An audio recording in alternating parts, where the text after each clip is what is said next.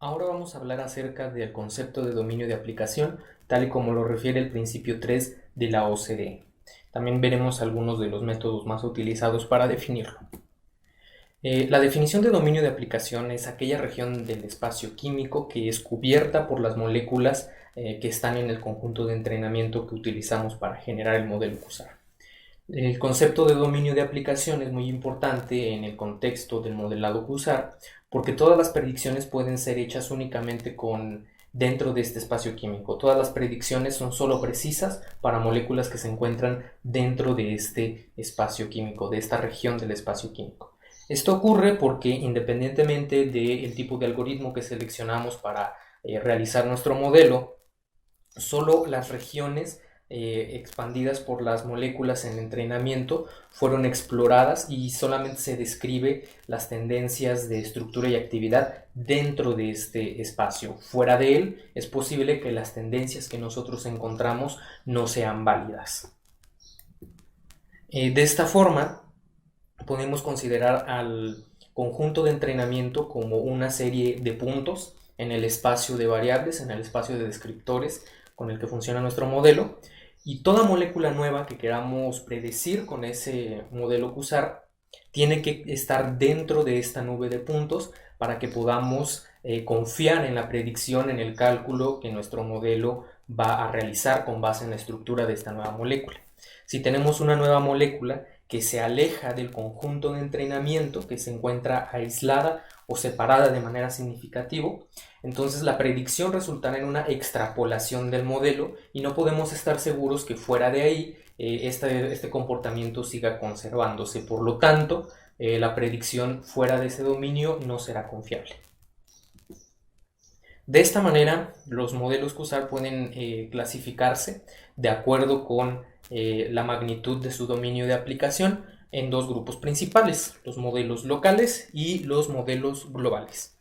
Los modelos locales son aquellos que están centrados en una familia química, en una sola familia química o en un solo grupo central o en un grupo funcional en particular. Lo que cambia de estas moléculas suele ser su patrón de sustitución alrededor de puntos específicos. Generalmente este tipo de modelos son más fáciles de modelar, se obtienen resultados muy precisos, una predictibilidad muy buena, incluso con modelos lineales.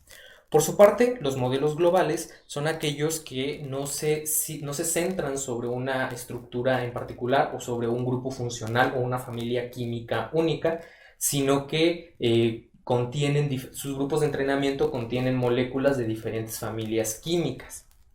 Este tipo de modelos generalmente son un poco más difíciles de modelar, son un poco más difíciles de obtener buena predictibilidad, al menos en comparación con los modelos locales, y suelen necesitarse algoritmos no lineales y más complicados, más complejos, para poder obtener un buen modelo QSAR. Es necesario aquí aclarar que ningún modelo QSAR es universal. No podemos utilizar un modelo para calcular la propiedad o la actividad de interés para cualquier molécula. Siempre tenemos la limitación del dominio de aplicación de la región del espacio químico que fue utilizada para construir ese modelo. Entonces aquí la palabra global entiéndase únicamente para hacer esta distinción entre modelos que están centralizados alrededor de una familia química y muy probablemente solamente funcionará con esa familia química, y otros modelos que contienen una mayor diversidad en su grupo de entrenamiento. No debemos confundir modelos globales con un modelo universal, que los modelos universales no existen. Existen diferentes métodos para definir el dominio de aplicación. El más intuitivo de ellos es el método de intervalos. Para ello, lo que se realiza es calcular los intervalos, esto es decir, el valor mínimo y el valor máximo para cada uno de los descriptores en el modelo, de acuerdo con el conjunto de entrenamiento, y toda aquella molécula nueva que yo quiera predecir, si sus valores de los descriptores se encuentran fuera del intervalo cubierto por las moléculas, la considero fuera de dominio de aplicación. Un ejemplo en el que podemos ver de manera intuitiva, de manera clara, el uso de este método es utilizando diagramas de caja y bigote para cada uno de los descriptores que forman parte del modelo. En la imagen tenemos un modelo hipotético de 3 descriptores y podemos ver que hay algunas moléculas, algunos puntos de los datos que se encuentran fuera de la región extendida por las cajas. Todos estos corresponderían a valores atípicos o a valores que se alejan del comportamiento general y por lo tanto no pertenecen al dominio de aplicación de nuestro modelo. Una de las principales desventajas es que considera una distribución isotrópica uniforme de sobre todo el espacio de variables, lo que no siempre es correcto. Se puede utilizar, en lugar de directamente los descriptores, se puede hacer una reducción de dimensiones utilizando PSA. Entonces, establecer los intervalos sobre las variables, sobre los PSA, sobre los componentes principales, en lugar de directamente las variables. Otro método muy utilizado para definir el dominio de aplicación son aquellos basados en similitud. Yo selecciono una representación molecular en particular, por ejemplo, una huella dactilar molecular, como se muestra en la diapositiva. Selecciono una medida de similitud, como puede ser el coeficiente de Tanimoto, y toda molécula nueva que quiera predecir con mi modelo QSAR, hago el cálculo de similitud de esa molécula contra cada una de las moléculas que están presentes en mi grupo de entrenamiento. Si esta tiene por lo menos una o varias moléculas con valores de similitud más altos que un valor de corte, por ejemplo, una similitud mayor al 0.7, mayor al 70% de similitud, entonces yo acepto esa molécula como que pertenece al dominio de aplicación. De otra manera, la molécula no tiene similitud, no se parece a las que utilicé para generar el modelo y por lo tanto queda fuera de dominio. Otro método muy popular para definir el dominio de aplicación es el apalancamiento. Este es un método que se utiliza para detectar valores atípicos.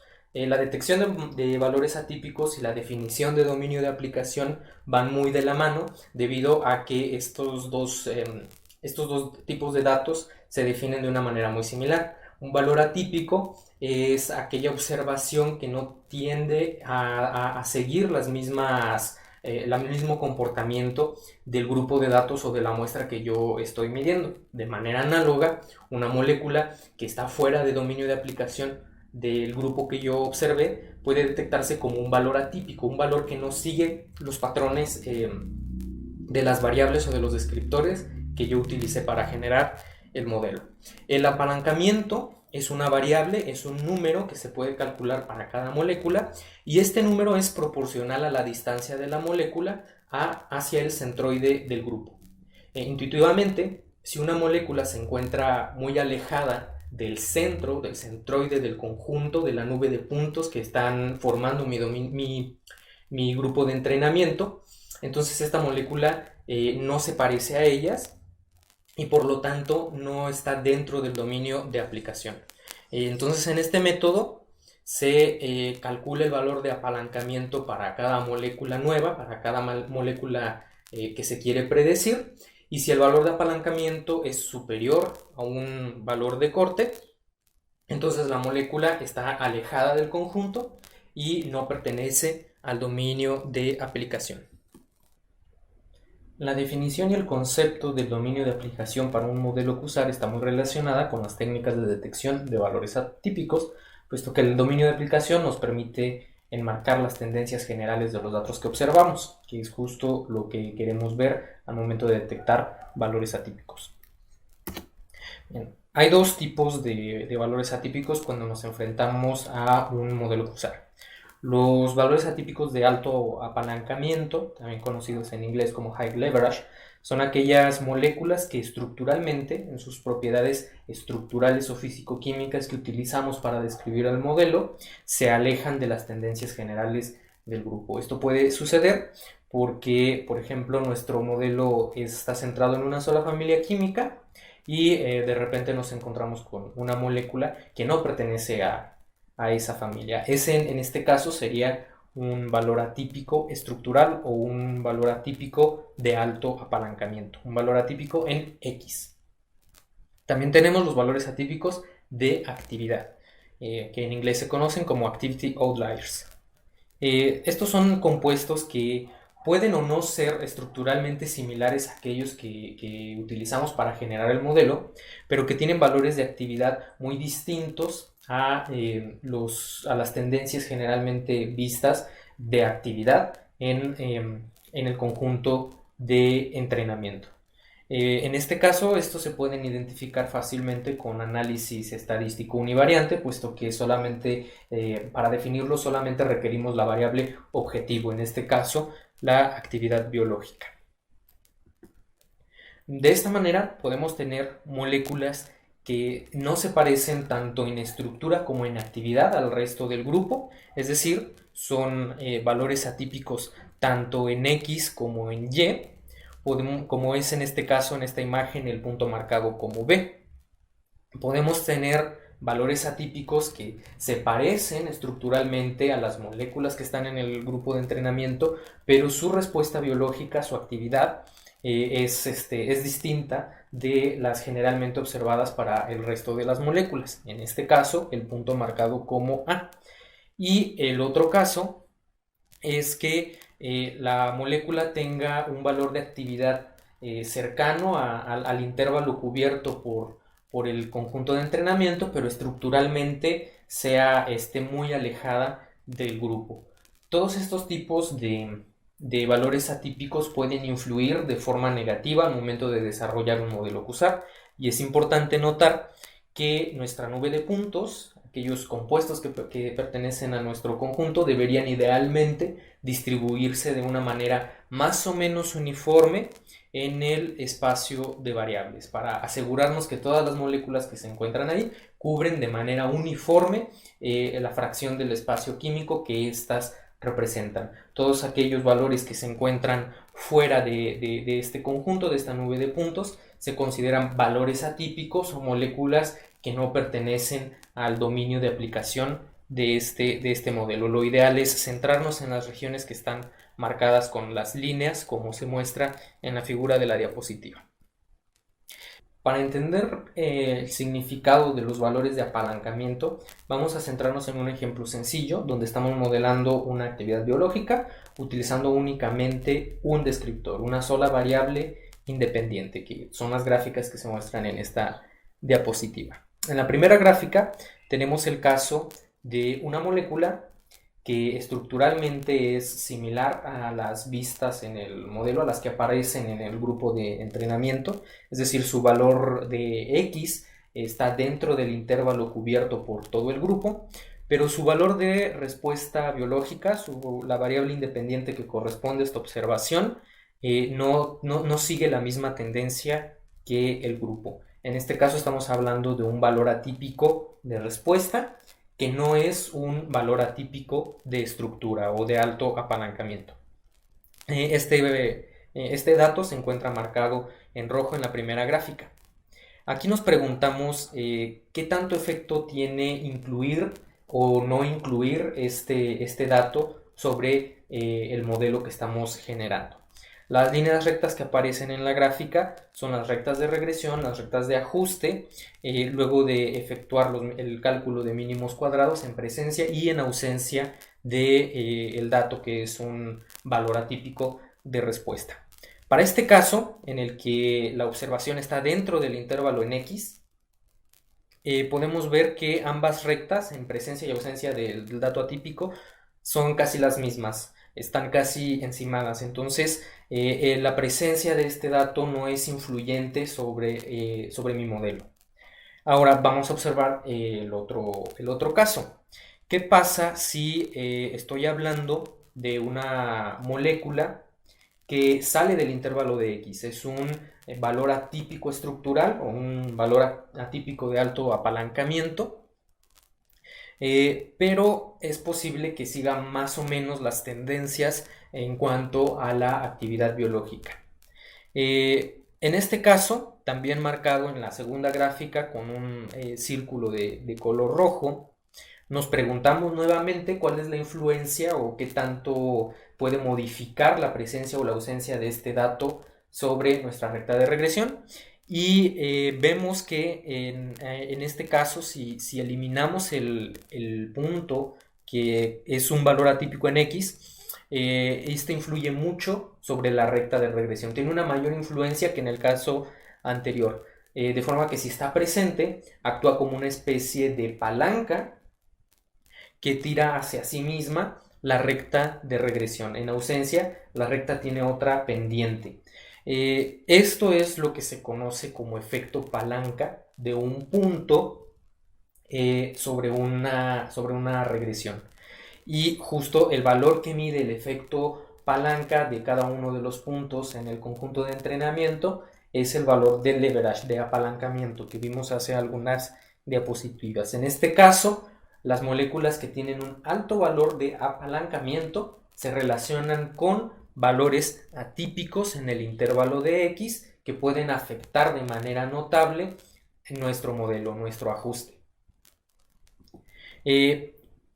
Esto implica que existen ciertos datos, ciertos valores que afectan la robustez de nuestro modelo, que pueden afectar, su presencia o su ausencia puede influir sobre el modelo. Idealmente, queremos que el modelo sea robusto, que no tenga una alta dependencia sobre el tipo de molécula, sobre una molécula en particular que esté presente en el conjunto. Sin embargo, es frecuente que nos encontremos en nuestros grupos de entrenamiento con valores atípicos tanto de respuesta como valores atípicos estructurales. Y una de las preguntas que siempre surgen es: ¿qué hago yo con estos valores atípicos? ¿Es válido eliminar un dato atípico simplemente porque así es? Porque este es un dato atípico, ¿es argumento suficiente para quitarlo del conjunto? ¿Su influencia sobre el modelo es justificación suficiente? Bueno, no es fácil de responder esta pregunta, pero debemos abordarla de una forma analítica. Primero, necesitamos comparar los resultados de si yo si yo incluyo este valor atípico en mi modelo, afecta mucho su ajuste, afecta mucho qué tan bien o qué tan mal se comporta con el resto de las moléculas. Con base en eso puedo tratar de decidir si su inclusión o su exclusión favorece o no al modelo. Determinar cómo influye su presencia en las conclusiones. O, bueno, otra opción muy interesante es tratar de enriquecer mi base de datos para poblar el espacio químico alrededor de ese dato atípico. Puedo tratar de buscar nuevas moléculas que sean similares o que sean cercanas a ese dato atípico, esa molécula que se aleja del resto, y entonces volver a generar el modelo con un dominio de aplicación más amplio, aunque esto depende de la disponibilidad de los datos. No siempre vamos a ser capaces de enriquecer una región del espacio químico si no tenemos la información disponible. Otra opción que se puede realizar en el tratamiento de valores atípicos es la omisión de estos valores. Sin embargo, toda omisión de datos debe de ser transparente y justificada. Con transparente nos referimos a que siempre debe reportarse. Estas moléculas o estos casos, estos datos, fueron excluidos del modelo. Siempre tiene que reportarse si ocurrió esta eventualidad. Y además justificar por qué se eliminaron. Algunos de los motivos por los que podemos tener valores atípicos en nuestro conjunto de datos a modelar es porque la molécula no es similar o es una molécula única en comparación con todas las que están en nuestro conjunto de entrenamiento. Puede suceder también que sabemos que esta molécula se investigó más a fondo y actúa mediante otro mecanismo. Sin embargo, esto tiene que ser una decisión informada. Tenemos que tener las bases para decir: esta molécula actúa con un mecanismo distinto y por lo tanto no se puede incluir en el conjunto. Otra posible justificación para omitir un determinado dato en nuestro conjunto es que el protocolo experimental con el cual se determinó esa actividad biológica es diferente al resto. Si una determinada molécula fue probada experimentalmente con un método que no corresponde con el conjunto, entonces esa molécula podría detectarse como un outlier, entonces es un criterio para omitirla. Recordemos que los resultados de las actividades biológicas son dependientes del método, son muy sensibles a las condiciones. Entonces, si este supuesto se cumple, este dato se puede omitir de nuestro conjunto.